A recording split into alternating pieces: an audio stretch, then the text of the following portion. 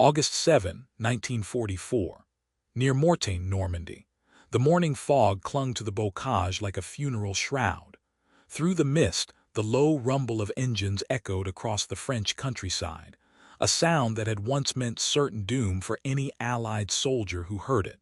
Inside the cramped hull of Panther No. 401, Oberfeldwebel Klaus Hartmann pressed his eye against the gunner's sight, watching the gray world sharpen into focus. The smell of diesel fuel mixed with gun oil filled his nostrils. Behind him, the loader shifted nervously, arranging the long 75 shells in their ready rack. Through the intercom, their commander's voice crackled with confidence they had all learned to trust. "Frontal armor holds. Nothing the Americans have can touch us." Hartmann believed it. They all did. The Panther had earned that belief through blood and fire across the Eastern Front, where Soviet shells had bounced off its sloped glacis like pebbles against a castle wall. Now, as Operation Luttich, Hitler's desperate counterattack to split the Allied beachhead, rolled forward through the Norman hedgerows, these men carried with them an absolute faith. The mathematics were simple, elegant, undeniable. 80 millimeters of armor angled at 55 degrees created an effective thickness of nearly 140 millimeters. The American 75 Sherman gun could penetrate perhaps 90 millimeters at close range. The equation favored the Panther. It always had. But mathematics, like all certainties in war, are only as reliable as the constants they assume. And on this August morning, one constant was about to change. The Panther tank represented the pinnacle of German armored doctrine, a philosophy forged in the victorious campaigns of 1939 and 1940, tempered in the desperate struggles of the Russian steppe, and refined through bitter experience into a machine that embodied everything the Wehrmacht believed about modern warfare. When the first Panthers rolled off the assembly lines at MAN and Daimler-Benz in late 1942, they carried with them not just thick armor and powerful guns, but the accumulated wisdom of 3 years of total war. The design emerged from trauma. In the summer of 1941, German tank crews had discovered to their horror that Soviet T-34s could shrug off their shells while destroying their Panzer IIIs and IVs with contemptuous ease. The sloped armor of the T-34, combined with its powerful 76 Tomb gun, had transformed the calculation of armored combat. German tankers, who had spent 2 years believing themselves invincible, suddenly found themselves outmatched. The psychological shock was profound. Generaloberst Heinz Guderian himself had written in a classified report, "The T-34 is the finest tank in the world." Coming from the architect of Blitzkrieg, this admission carried the weight of catastrophe. The Panther was Germany's answer. Its sloped glacis plate mimicked the T-34's revolutionary design. Its long-barreled 75 kW K-42 gun could penetrate 138 millimeters of armor at 1,000 meters, enough to kill any tank the Soviets possessed. Its Maybach engine, despite being underpowered for the tank's 45-ton weight, could push it to speeds of 46 kilometers per hour on roads.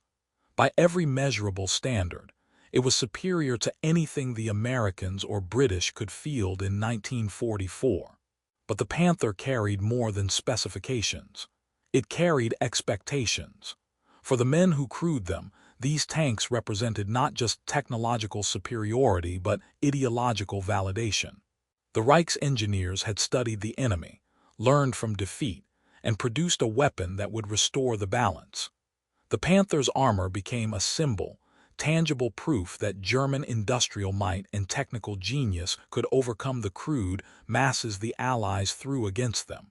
When a Panther crew settled into their positions, with the thick steel wrapped around them and the long gun pointing forward, they felt not just protected but vindicated. Training reinforced this confidence. At the armored schools near Paderborn and Munster, instructors used live-fire demonstrations to show recruits what their armor could withstand. They would position captured Sherman tanks at 800 meters and fire 75 rounds at stationary Panther hulls. The shells would spark off the glacis, leaving nothing but scorch marks. The instructors would smile and say, "This is what the Americans will shoot at you. This is what will happen." The young men would laugh, their fear dissolving into swagger. Lieutenant Werner Verlker, who would command a Panther in France, later recalled those demonstrations. "We watched the American shells bounce away like tennis balls. Our instructor told us the Sherman was a joke, that it took 5 Shermans to kill 1 Panther, and even then only if they attacked from all sides. We believed him because we had seen the proof with our own eyes. We thought the Americans were sending their men to die in tin coffins." This belief, this certainty, shaped every tactical decision Panther crews made in the summer of 1944. When they encountered American armor, they did not maneuver for advantageous positions. They did not seek cover. They drove forward, presenting their frontal armor, confident that geometry and steel would protect them. It was not recklessness. It was faith in engineering, in numbers, in the proven superiority of their machine. But faith, no matter how well-founded in past experience, cannot account for what it does not know. And in the summer of 1944, German intelligence had failed to track a crucial development in American ordnance. While Panther crews trained against the 75 gun, American factories were mounting a new weapon, one that would transform the equation they had learned to trust.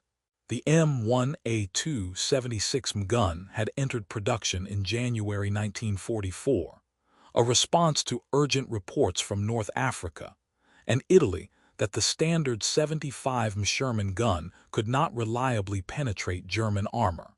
The weapon fired a 15-pound armor-piercing shell at 792 meters per second, nearly 100 meters per second faster than the old 75. More critically, it used a new generation of ammunition, the M93 HVAP round, a tungsten-cored hypervelocity penetrator that could punch through 150 millimeters of armor at 1,000 yards. The numbers were classified. German intelligence had captured standard 76 ammunition and tested it, concluding it was only marginally more effective than the 75. What they did not know, what they could not know, was that American doctrine held the HVAP rounds in reserve, distributing only a handful per tank for use against the heaviest targets. When German analysts examined knocked-out Shermans and found no HVAP ammunition, they concluded it did not exist in meaningful quantities. They were wrong. By August 1944, Sherman tanks equipped with 76 guns were arriving in Normandy in increasing numbers.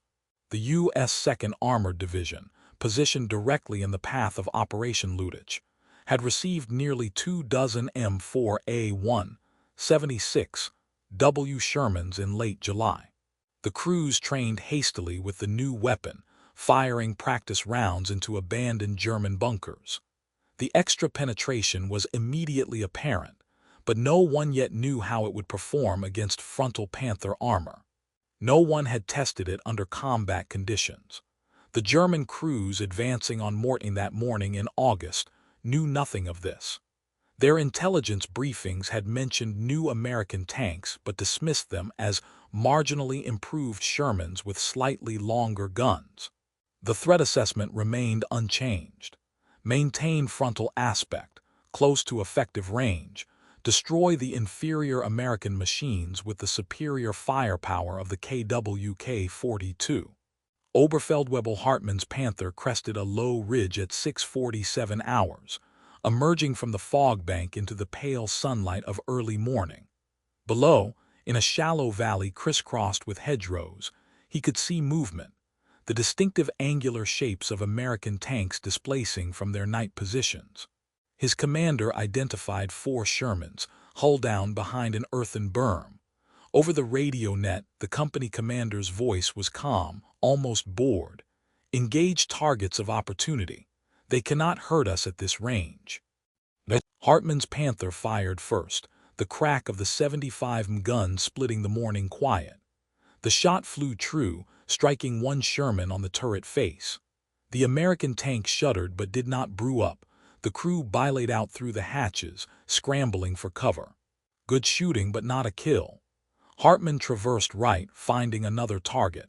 What he did not see, what he could not see through the narrow optics of his gunner's sight, was the 5th Sherman, positioned 40 degrees to their left flank, hidden in the deep shadow of a hedgerow. It was an M4A1, 76, W, commanded by Sergeant First Class James T. Hendricks of the 2nd Armored Division's company. F. Hendricks had watched the Panther emerge from the fog with a mixture of fear and calculation. He had been warned about Panthers, told they were nearly invincible from the front, that his best chance was to flank and fire into the thinner side armor. But Hendricks had also been issued something his predecessors had not. 3 HVAP rounds carried in a special ready rack beside his gunner's station. His orders had been explicit. Use HVAP only against heavy armor, Panthers, Tigers, make every shot count. Through his periscope, Hendricks watched the Panther traverse right, exposing a perfect profile. The range was perhaps 800 yards, long for a Sherman but not impossible. He could wait for a cleaner flank shot, try to pierce the side armor with standard AP. But the training came back to him. HVAP was designed for exactly this situation. Frontal armor at medium range. The shot the Germans thought was impossible. He keyed the intercom. Gunner, load HVAP, target Panther 11 o'clock, range 800, fire when ready.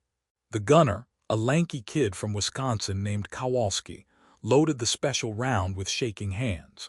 The tungsten core gleamed dully in the half-light of the turret. He aligned the sight picture, placed the crosshairs just below the Panther's turret ring where the glacis met the hull. His finger tightened on the trigger. The 76 gun roared. Inside Panther 401, Hartman never heard the shot. One moment he was tracking his second target, the next the world exploded in white light and screaming metal. The HVAP round struck the glacis plate 3 inches below the gun mantlet, exactly where the armor transitioned from 80 millimeters to 100 millimeters thickness. At that angle, the tungsten penetrator was moving fast enough to exceed the armor's ballistic limit. It punched through the steel like a nail through pine board, fragmenting on the other side into a storm of metal splinters that ripped through the crew compartment at supersonic velocity. The driver died instantly, the back of his head removed by a piece of spalling the size of a fist. The radio operator lived for perhaps 3 seconds, long enough to feel the white-hot metal fragments shred his lungs. Hartman, shielded partially by the gun breech, felt something punch through his shoulder and chest, driving him back against his seat. Blood filled his mouth. Through the ringing in his ears he could hear screaming, the loader perhaps or the commander, he couldn't tell. Then the secondary explosion came. One of the 75 shells in the ready rack, damaged by shrapnel, detonated. The blast vented upward through the turret hatches and downward into the crew compartment. The screaming stopped. Outside, Sergeant Hendricks watched through his periscope as smoke and flame erupted from the Panther's hatches. He had seen tanks die before, but this was different. This was a Panther, a machine his training manuals had told him was nearly immune to frontal attack. And his first shot had gone through its armor like it wasn't there. Did we just kill a Panther? Kowalski's voice over the intercom was disbelieving. Load another HVAP, Hendricks replied. There's more of them. There were. 3 more Panthers were advancing up the slope, their commanders unaware that the lead tank had just been destroyed by a weapon they had been told was ineffective. The Americans had learned in the early days of Normandy to hide, to use the terrain, to avoid direct engagements with German heavy armor. But now, with the 76 gun and HVAP ammunition, the calculation had changed. Hendricks keyed his radio. All Foxtrots, this is Foxtrot 26. We can kill Panthers frontally with HVAP. Repeat, HVAP will penetrate frontal armor. Engage at will. The next 5 minutes shattered 3 years of accumulated German tactical doctrine. American tankers who had spent weeks learning to avoid frontal engagements with Panthers suddenly discovered they could fight back. The 76 gun, loaded with HVAP, was not just competitive with the Panther. At ranges under 1,000 yards, it was superior. The tungsten penetrator cared nothing for the elaborate geometric calculations that made sloped armor effective against conventional steel shot. It simply went through. Unteroffizier Paul Schraber, commanding another Panther in the assault, later described the confusion.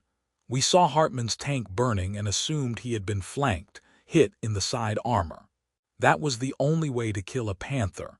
We continued forward, maintaining frontal aspect toward the American positions. Then Muller's tank exploded. Then Dietrich's, all from frontal hits. It was impossible. The Americans did not have a gun that could do this, but they were doing it." By 7:10 hours, 7 Panthers lay burning in the shallow valley below Mortain. The American tankers were stunned by their own success. For months, they had been told that killing a Panther required maneuvering, flanking, coordinated assaults by multiple tanks. Now they were doing it from static positions at medium range. The technological advantage the Germans had relied upon, the advantage that had shaped their entire approach to armored warfare, had evaporated in 20 minutes of combat. The psychological impact was immediate and profound.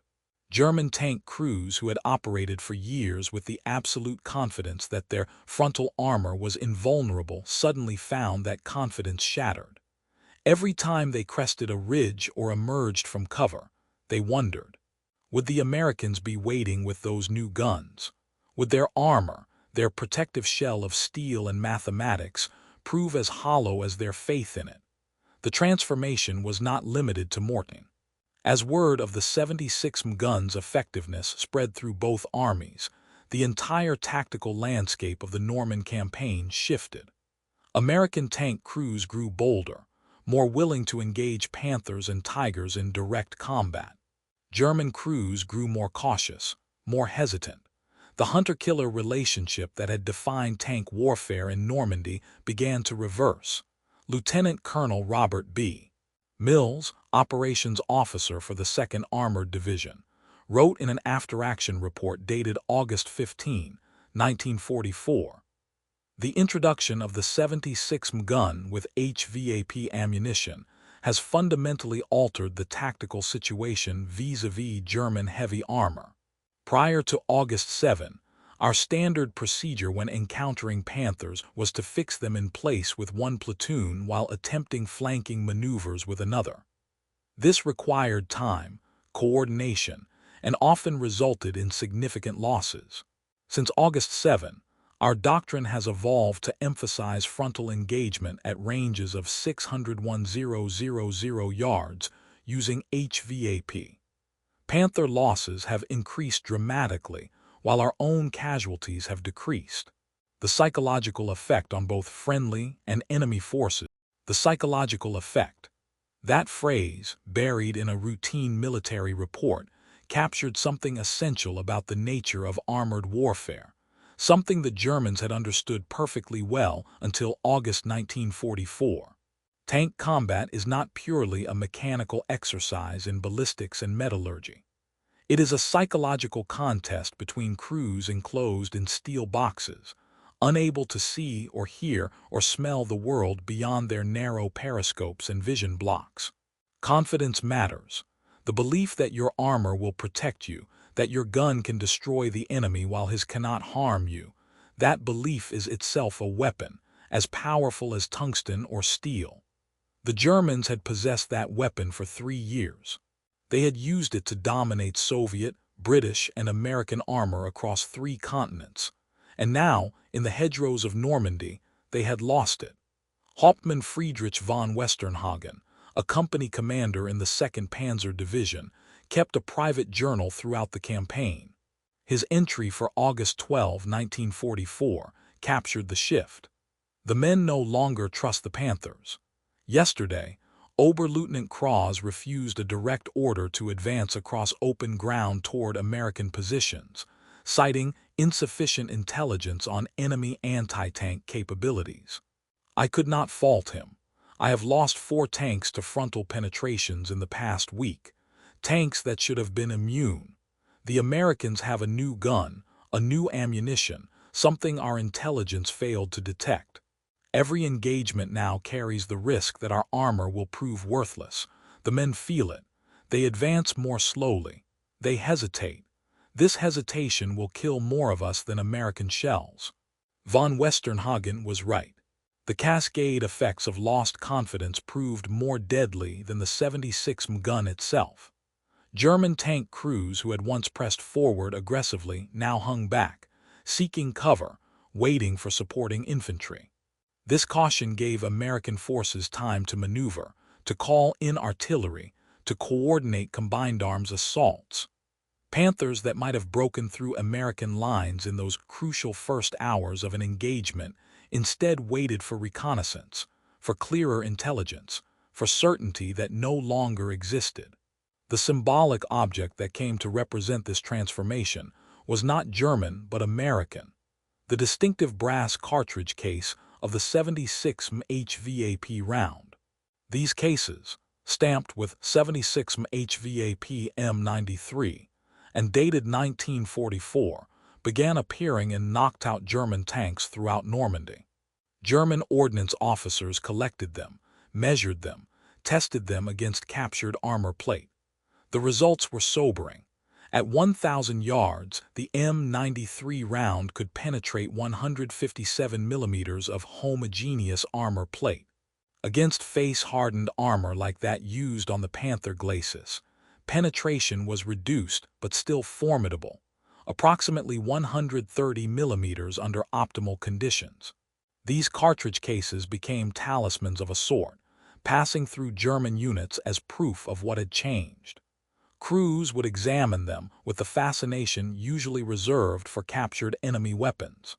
They represented not just a new American capability but a fundamental reordering of the battlefield. The war had shifted. The Americans, who had fought the entire Normandy campaign with inferior tanks and inferior tactics, had closed the technology gap. Not through genius or innovation, but through the brute industrial capacity to produce better ammunition in sufficient quantity to change the strategic balance. For the young men who crewed German tanks, men like Klaus Hartmann, who had survived his wounds and been evacuated to a field hospital near Falaise, the brass cases represented something more personal. They represented betrayal, not by their commanders or their country, but by the machines they had trusted. The Panther's armor, which had seemed like a law of nature, as reliable as gravity or mathematics, had proven conditional.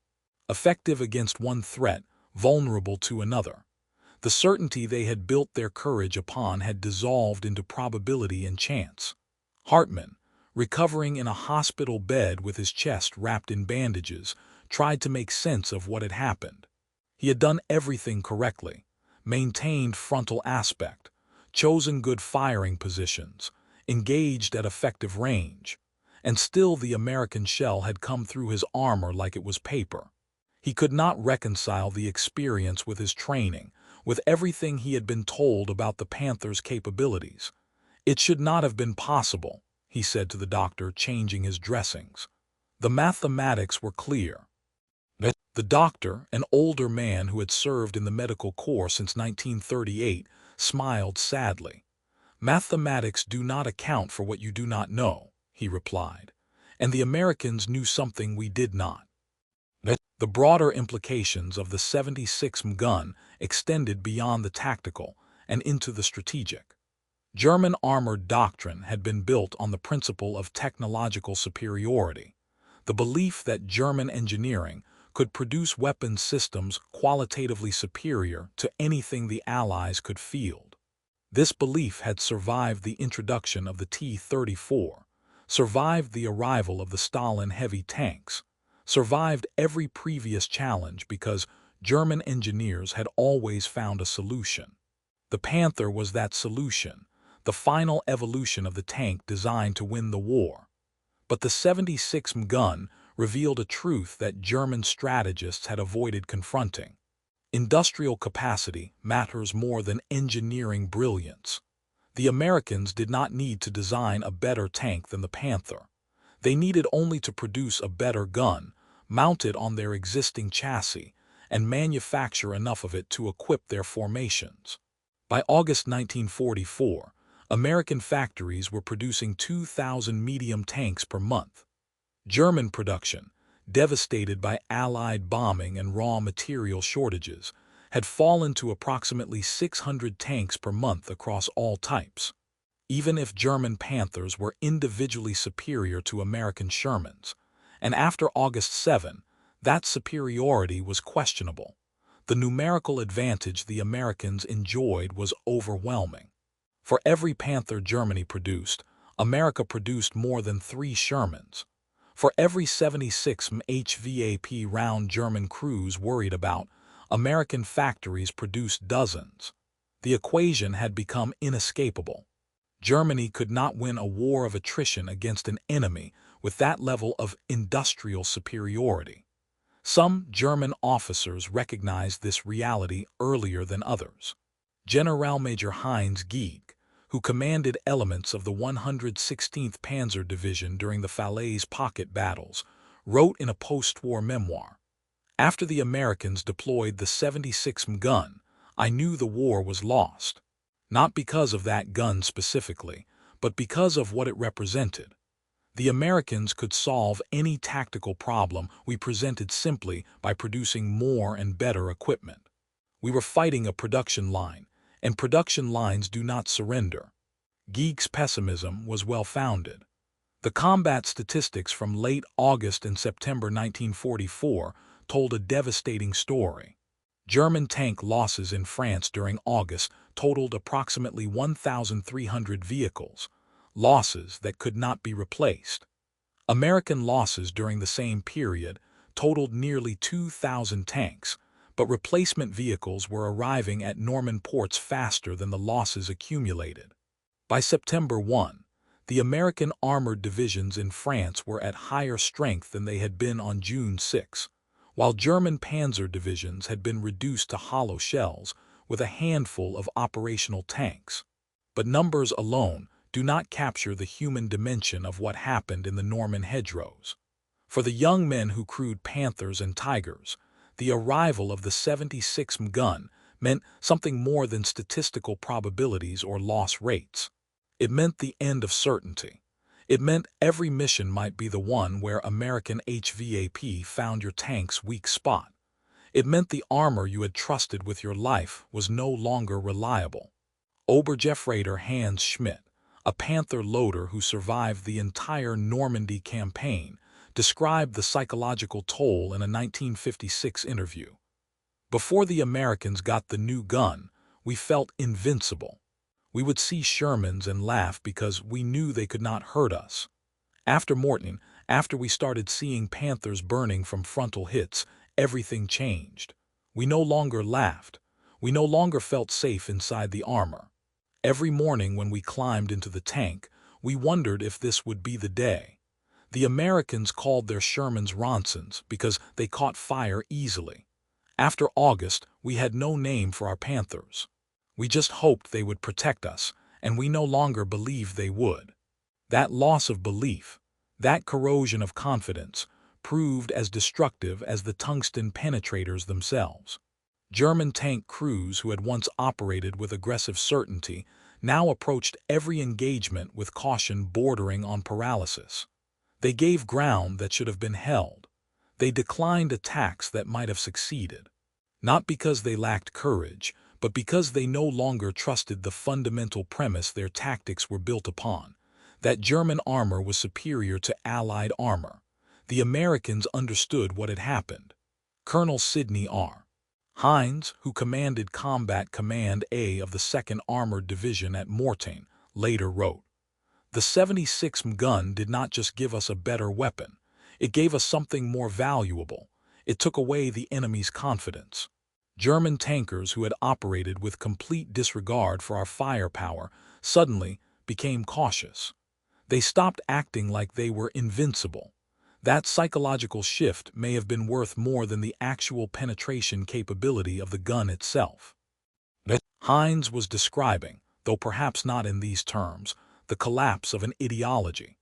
The German faith in technological superiority, the belief that German engineering genius would always provide the Reich with superior weapons, had sustained them through 3 years of combat against numerically superior enemies.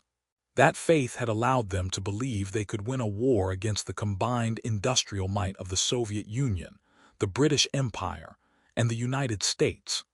The Panther tank was the physical embodiment of that faith, a machine so well designed and well armored that it seemed to validate everything the Reich claimed about its own superiority. When American HVAP rounds began punching through Panther armor, they were not just defeating a tank. They were defeating an idea. And ideas, once defeated, are harder to revive than broken machinery. The epilogue to this story played out across France in August and September 1944. German armored formations, shattered at Falaise and pursued across the Seine, left behind hundreds of destroyed and abandoned tanks. Among them were dozens of Panthers, penetrated from the front by 76 fire. American ordnance teams examined these wrecks, photographing the entry holes, measuring the angles, documenting the evidence of what the new gun could do. One photograph from this period, archived at the U.S. Army Military History Institute, captures the essence of what had changed. It shows a Panther tank, hull number 211, knocked out near the town of Chambois. The glacis plate has a neat circular hole just below the gun mantlet, the signature of an HVAP penetration. An American soldier stands beside the tank for scale, his hand resting on the armor that had failed to protect its crew. He is smiling, not in triumph but in something closer to relief. For 6 weeks in Normandy, men like him had faced these machines with inadequate weapons and desperate tactics. Now, finally, they had something that worked. The brass cartridge case from the round that killed Panther 211 was never recovered. It lies somewhere in the Norman soil, buried beneath decades of grass and rain and peaceful sunlight. But thousands of other cases made the journey back to American depots, where they were inspected, refurbished, and reloaded for the campaigns in Belgium and Germany. Some of those cases are probably still in circulation, still bearing the stamped markings of August 1944, still carrying the memory of the moment when confidence became vulnerability and certainty became doubt. The men who crewed Panthers carried their own memories forward. Those who survived Normandy and fought through the winter of 1944-1945 did so with a fundamentally different understanding of their machines. They were no longer invincible. They were no longer fighting from a position of technological superiority. They were simply soldiers in steel boxes, hoping their armor would hold for one more battle, one more day, one more hour. Klaus Hartmann, the gunner from Panther 401, recovered from his wounds and returned to service in November 1944. He was assigned to a new Panther and sent to the Eastern Front, where the Soviets were closing in on Germany's borders. He served through the winter and into the spring of 1945, surviving when so many others did not. In the final days of the war, his unit was ordered to defend a crossing of the Elbe River against advancing American forces. Through his gunner's sight on the morning of April 15, 1945, he saw American tanks approaching across an open field. They were Shermans, some with the short 75 gun, some with the longer 76. He could not tell from this distance which was which. It should not have mattered. He was in a Panther. The frontal armor should have made him safe, but he remembered Mortain. He remembered the white light and the screaming metal. He remembered the brass cartridge case they had found afterward, stamped with words he had learned to fear. 76 HVAP M93. His commander gave the order to fire. Hartmann placed his crosshairs on the lead Sherman and squeezed the trigger. The shot flew true, striking the American tank on the turret face. It did not penetrate. The crew belayed out, scrambling for cover. Before Hartman could traverse to another target, he saw the muzzle flash from one of the other Shermans. The round hit his Panther's glacis plate just below the gun mantlet, exactly where the armor transitioned from thick to thicker. For a moment, nothing happened. Then the world exploded in white light. Hartman survived his second penetration, though he lost his left arm below the elbow. The war ended 3 weeks later. In the decades that followed, he never spoke much about his service. When asked, he would say only that he had been a tank gunner, that he had been wounded twice, that he had been lucky to survive. But sometimes, in the quiet moments before sleep, he would remember the morning fog in Normandy, the confidence he had felt pressing his eye against the gunner's sight, the absolute certainty that the armor wrapped around him would keep him safe. And he would think about the brass cartridge case, about the American factories that had produced millions of rounds just like it, about the industrial might that could solve any tactical problem simply by producing more and better weapons. He had trusted in mathematics, in steel, in the ideology of German technical superiority. The Americans had trusted in abundance in production, in the simple brutal logic of overwhelming force. In the end, abundance had won. Not because it was more elegant or more just, but because it was more real. The Panther tanks that survived the war, perhaps 20 or 30 of them, scattered across museums and private collections, stand now as monuments to a peculiar moment in history. They are beautiful machines in their way, sleek and deadly and meticulously engineered. They represent the pinnacle of a particular approach to warfare, one that believed excellence and innovation could triumph over mere quantity. But they also represent the limits of that approach. No matter how good the design, no matter how thick the armor or powerful the gun, a tank is only as effective as the industrial system that produces and supplies it. Germany's industrial system, by August 1944, was collapsing under the weight of Allied bombing and raw material shortages. America's industrial system was producing tanks and ammunition faster than they could be destroyed. The brass cartridge case, that simple cylindrical piece of metal stamped with 76 HVAP M93, tells a different story than the elegant lines of the Panther hull. It is not beautiful. It is not innovative. It is simply effective, mass-produced, abundant. It represents the democracy of industrial warfare, where victory belongs not to the most brilliant engineer, but to the nation that can equip the most soldiers with effective weapons. In the end, that was the lesson of Normandy. Not that German tanks were poorly designed or that American tanks were superior, but that industrial capacity matters more than individual technical excellence. The Americans could afford to lose 3 tanks for every Panther they killed, because they were producing 4 new tanks for every one they lost. The Germans could not afford such mathematics. The young men who climbed into Panthers in the summer of 1944 believed in a different kind of mathematics, one where quality trumped quantity, where superior engineering could overcome numerical disadvantage. They had been taught this belief in the armored schools at Paderborn and Munster. They had seen it validated on the Eastern Front and in North Africa. They carried that belief with them into Normandy, and for 6 weeks it sustained them. Then, on a foggy morning in August, American tungsten shattered both the armor and the belief it protected. What followed was not just the defeat of an army, but the collapse of an ideology, the idea that German technical superiority alone could win the war. The brass cartridge cases scattered across the Norman battlefields told a truth that no amount of propaganda could refute. Abundance beats excellence when abundance is sufficient to overwhelm excellence. This truth, uncomfortable as it was for German tankers to accept, became the defining reality of modern industrial warfare. Wars are won not by the nation with the best weapons, but by the nation that can produce enough effective weapons to equip its entire force. The Panther was an excellent tank, But excellence, unsupported by adequate production, is merely an expensive way to lose. The men who learned this lesson paid for it with their lives, their limbs, their futures. They climbed into steel boxes believing those boxes would protect them, and discovered too